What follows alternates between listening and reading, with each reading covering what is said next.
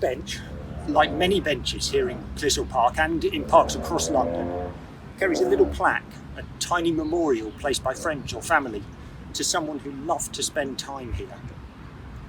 I really like these little plaques, these tiny glimpses into the lives of Londoners.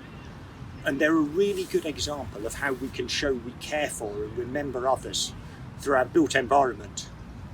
As the Mayor of London has recognised in establishing the Commission for Diversity in the Public Realm, it's really important that London's built environment reflects all of our communities and people of all kinds, and not just the great historic figures, contested or otherwise, we see in statues and on memorials.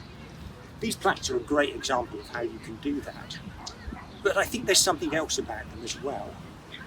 They're placed here because of the importance people attached and the joy they felt in these environments.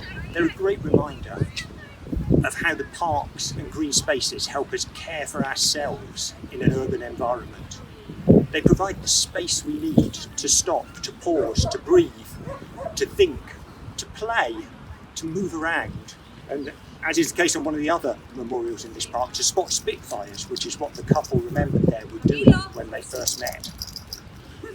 I think London's parks and urban spaces are a jewel in its crown, and all the more important with the advent of the pandemic and how that's changed our lives.